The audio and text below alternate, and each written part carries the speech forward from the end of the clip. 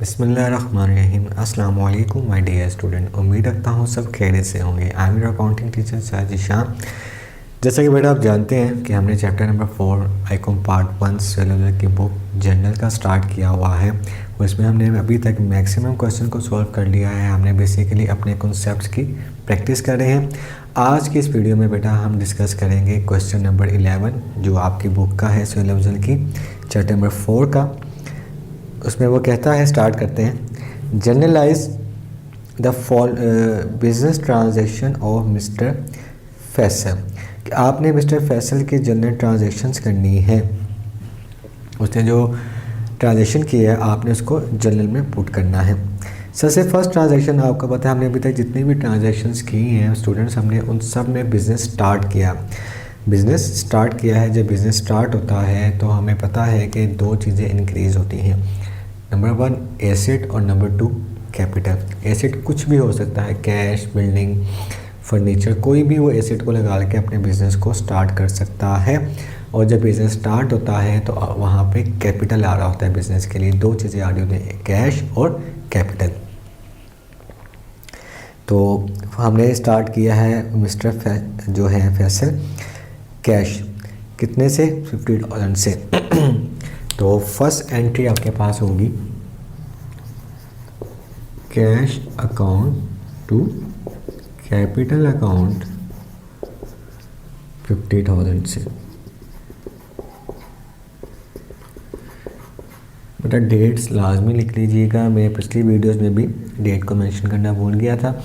अच्छा, ये यहाँ पे उसने डेट्स नहीं दी हुई तो आपने नंबर 1 जो उसने आपको मेंशन किया है हमने नंबर 1 ही मेंशन कर दिया। इसको मैं लिख देता हूँ स्टार्टेड बिजनेस। यहाँ आप अपनी तरफ से सपोज करके डेट्स को मेंशन कर सकते हैं विद कैश।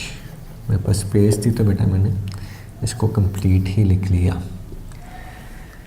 नेक्स्ट ट्रांजैक्शन में हमने उससे क्या कहा, परचेज बिल्डिंग फॉर कैश ₹10,000। अब उसने बिल्डिंग परचेज़ की है और साथ ही उसने वर्ड कैश का भी इस्तेमाल किया है। कैश मतलब आपका एसेट और बिल्डिंग भी एसेट। एक एसेट आ रहा है और एक एसेट जा रहा है।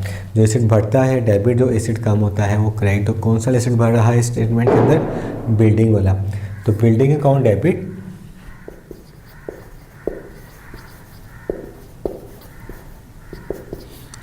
और cash account credit.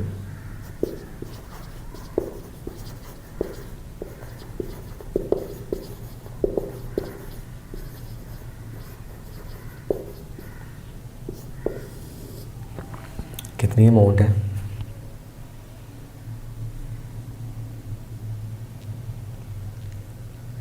$10,000।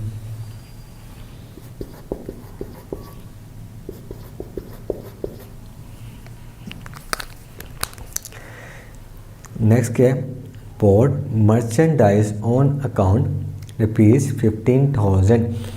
Merchandise students goods को कहते हैं। किसको कहते हैं, गुड्स को। तो गुड्स जब कारोबार में ख़रीदी जाती हैं इसका मतलब वो क्या होती हैं, परचेजेस। ऑन अकाउंट का मतलब उसने उधार पे ख़रीदी हैं। तो यहाँ पे उसने पार्टी का नाम मेंशन नहीं किया। तो हम क्या एंट्री करेंगे, गुड्स परचेज करें तो हमें पता है जब गुड्स परचेज करते हैं तो क्या डेबिट होता है, परचेजेस डेबिट होता है। तो परचेजेस अकाउंट डेबिट और क्रेडिट क्या करेंगे, हम क्रेडिटर्स को कर लेते हैं, या अकाउंट्स पेएबल भी आप लिख सकते हैं। तो क्रेडिटर्स अकाउंट कितने से, 15,000 से।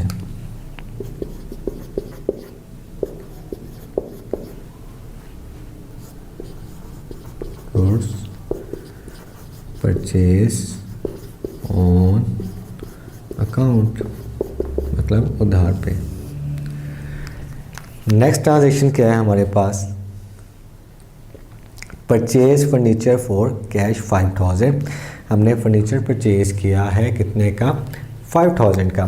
फर्नीचर हमें पता है हमारा एसेट होता है। तो फर्नीचर अकाउंट डेबिट और किस पे किया है, कैश। कैश क्रेडिट है, क्यों, क्योंकि कैश हमारे पास से जा रहा है, एसेट कम होता है तो क्रेडिट होता है। कैश हमारा किसके एग्जाम्पल में आता है, एसेट के एग्जांपल में आता है 5000 और 5000।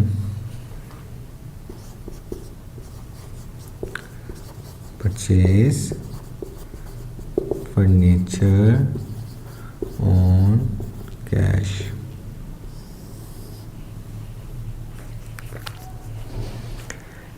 उसके बाद सोल्ड गुड फॉर कैश, कि आपने चीज़ों को सेल किया है किस पे, कैश पे। जब भी चीज़ें सेल होती हैं इसमें हमारा रेवेन्यू इंक्रीज़ होता है। जब रेवेन्यू इंक्रीज़ होता है तो वो क्या होता है, आपको पता है, क्रेडिट होता है। और जब चीज़ें सेल होती हैं या तो उधार पे होती हैं या तो कैश पे होते हैं। कैश पे होते हैं तो हमारे पास क्या आ रहे होते हैं, चीज़ें बिकने के साथ साथ कैश आ रहा होता है। कैश क्या होता है, एसेट। एसेट बढ़ता है तो डेबिट होता है। बेटा बार बार रिवाइज इसलिए कर रहा हूँ कि आपके ज़हन में अच्छे तरीके से सारी बातें जो हैं बैठ जाएँ, और जो नए देखने में स्टूडेंट्स हैं उनको भी चीज़ों का कुछ ना कुछ एक्सपीरियंस होता जाए। कैश अकाउंट डेबिट और सेल्स अकाउंट क्रेडिट। अमाउंट बताइएगा। अमाउंट है जी 10,000।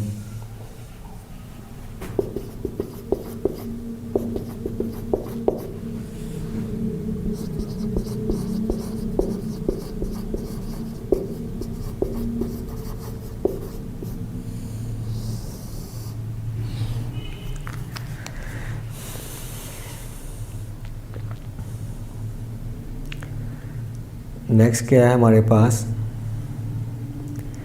Paid cash to creditor ₹7,000 for goods purchase on account. उसने कहा कि आपने जो क्रेडिटर से चीज़ें परचेज की थी उसको आपने कितना पे कर दिया, 7,000 पे कर दिया। अब इस ट्रांजेक्शन के स्टूडेंट्स अगर आप देखें तो उसने वर्ड सेटलमेंट यूज़ नहीं किया। वर्ड सेटलमेंट यूज़ नहीं किया। अगर वर्ड सेटलमेंट यूज़ हो जाए इसका मतलब आपने कहीं ना कहीं उधार जो है डिस्काउंट दिया है या डिस्काउंट लिया। उसने जस्ट इतना बताया कि आपने 7,000 अपने क्रेडिटर्स को पे कर दिया। हमारे पास जो क्रेडिटर्स थे वो कितने से थे, 15,000 थे, तो 15,000 में से उसने 7,000 पे कर दिया। इसमें बाकी अमाउंट उसकी अभी रिमेनिंग है। तो हमारी लाइबिलिटी थे, क्रेडिटर्स लाइबिलिटी होते हैं, लाइबिलिटी कम होती है तो डेबिट होती है। और हमारे पास से क्या चला गया, कैश। कैश जाता है, कम होता है तो वो क्रेडिट होता है।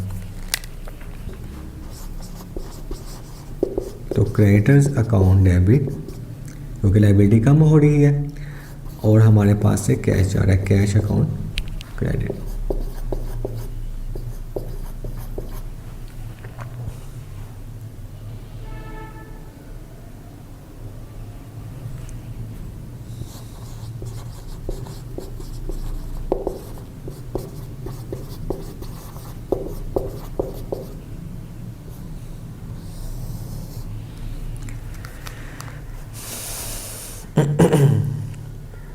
उसके बाद उसने कहा sold good to customer rupees on account ₹6,000। अब देखो यहाँ पे उसने पार्टी का नाम फिर यूज़ नहीं किया स्टूडेंट, तो हमने किसका नाम यूज़ करना है, कस्टमर का, क्योंकि यहाँ पे उसने कोई नाम यूज़ नहीं किया। और सेल हुई है, सेल बढ़ती हैं तो क्रेडिट होती है। अब सेल्स किस पे हो रही हैं इस ट्रांजेक्शन में, उधार पे हो रही है, हमारे डेटर्स बढ़ रहे हैं। तो डेटर्स मीन कस्टमर का मतलब यहाँ पे डेटर्स है। डेटर्स कौन लोग होते हैं, एसेट्स होते हैं। एसेट्स बढ़ते हैं तो डेबिट होते हैं। तो मैं क्या एंट्री करूँगा, customer account to sales account, क्योंकि हमारी सेल्स हो रही हैं, सेल्स बढ़ती हैं तो क्रेडिट होती हैं। हमने उधार पे की तो कस्टमर का नाम आ गया, कस्टमर के नेम से ही कितना, 6,000।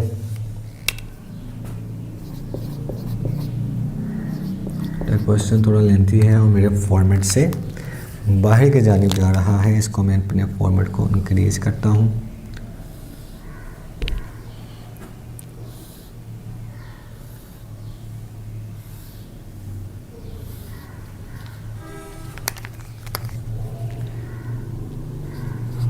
Store goods on account. On account मतलब उधार पे सेल हुई है। नेक्स्ट ट्रांजेक्शन क्या है जी, विड्रॉ कैश फॉर ₹2,000। ठीक है जी, हमने कैश विड्रॉ किया है 2,000 का पर्सनल यूज़ के लिए। तो हमें पता है जहाँ हमने डेफिनेशन पढ़ी थी ड्राइंग्स की। तो ड्राइंग्स क्या होती हैं, जब कारोबार का मालिक अपने ज़ाती इस्तेमाल के लिए गुड्स या जो है कैश को निकाल के ले जाता है तो वो क्या एंट्री होती है, वो क्या कहलाता है, ड्राइंग्स। और ड्राइंग्स कारोबार का एक्सपेंस होता है। एक्सपेंस बढ़ता है तो आप सब जानते हैं डेबिट होता है। तो क्या ड्राइंग्स की हैं उसने, कैश को। तो आपके कारोबार से कैश जो है स्टूडेंट्स कम हो गया और ड्राइंग्स हुई हैं, ड्राइंग्स बढ़ती हैं तो डेबिट होती हैं क्योंकि वो आपका एक्सपेंस होती हैं। ड्राइंग्स अकाउंट डेबिट और कैश अकाउंट क्रेडिट। कितने से, 2000 से।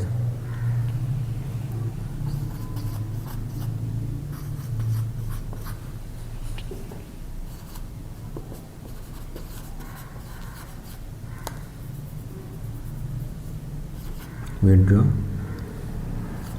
Cash for personal use.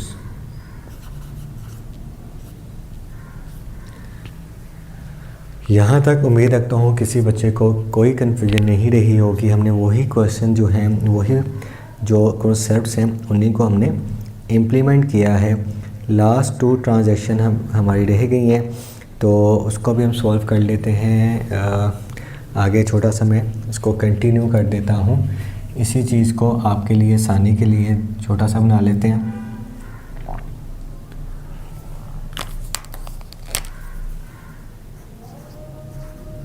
Date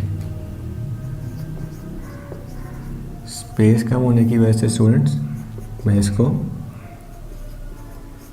debit और क्रेडिट ताकि आप लोगों को समझ आ जाए। लास्ट 2 ट्रांजैक्शन है हमारे पास, जल्दी से सॉल्व कर लेते हैं उनको।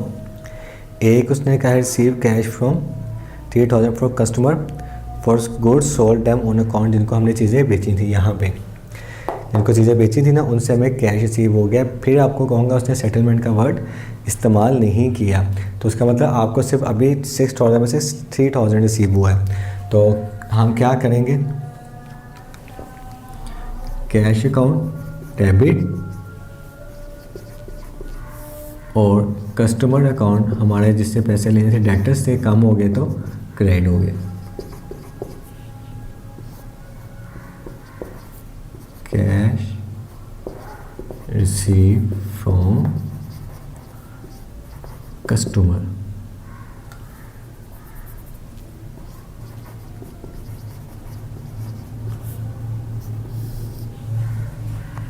हमने सेकंड ट्रांजैक्शन भी परफॉर्म कर ली।